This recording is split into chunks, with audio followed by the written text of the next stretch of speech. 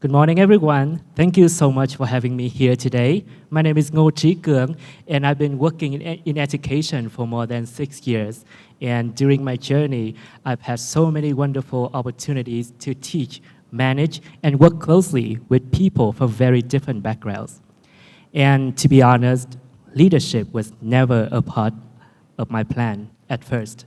And somehow, after some time working with people, I felt myself slowly stepping into the position of a manager or a leader. And after a while, I started realizing something surprisingly common and obvious. People may experience the exact same situation, and they may have a very different understandings of what happened. And that is just human pattern. And if you ever worked with people in a team, in a classroom, or even in a relationship, you'd probably know this feeling. Things happen, and your mind starts forming conclusions, not slowly, but automatically. And the strange part is, we rarely question those first interpretations. We usually just accept it and move on as if it were reality.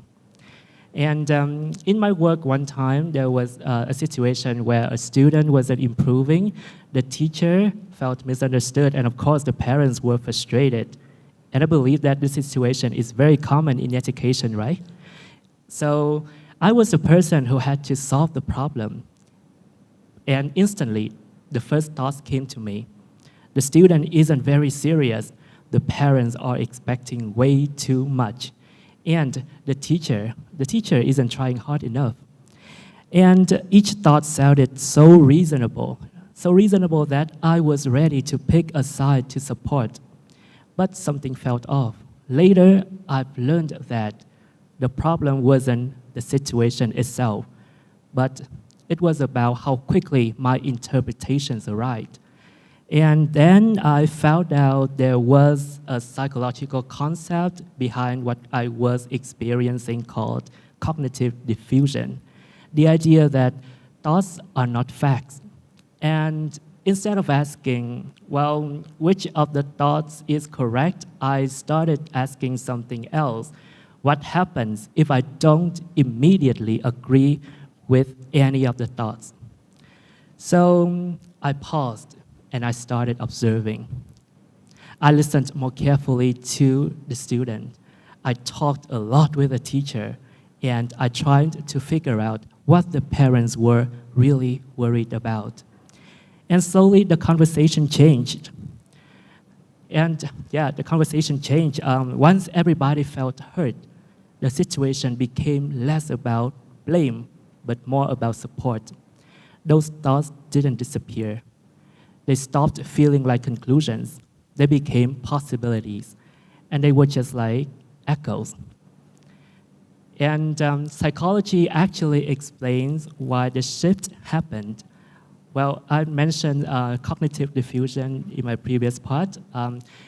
Researchers Masuda and his colleagues once explored how people responded to negative emotions when they were required to repeatedly notice and confront them.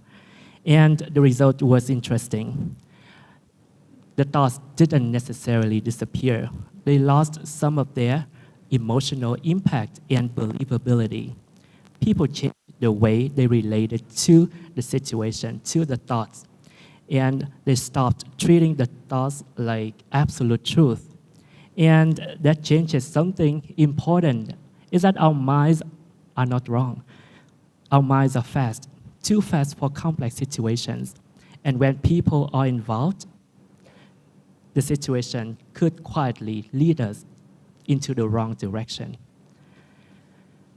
So I think that was when my definition, my understanding of leadership started to change. In leadership, we often talk about self-leadership. It is the ability to regulate our own behavior. But throughout my journey, what I've learned is this. What we need to regulate sometimes is not our actions. It is our agreement with our own thoughts. Because every situation has layers. different perspectives, different pressures, and even different versions of a story. And if we only listen to the first echo, well, we're not leading the situation, and we lose the balance. So from now on, when things happen, I choose to pause a little bit, to observe, question, and maybe choose differently. Because leadership for me is no longer about controlling people. It's about controlling, it's about regulating, it's about learning not to listen to the loudest or the first echoes. But we need to choose which echoes or which thoughts deserve our agreement and which thoughts get to lead. And because that small moment when you stop, observe, and maybe choose differently might not look like leadership because it's not just simple like that, but it is exactly where leadership begins. Thank you so much. Thank you for your listening.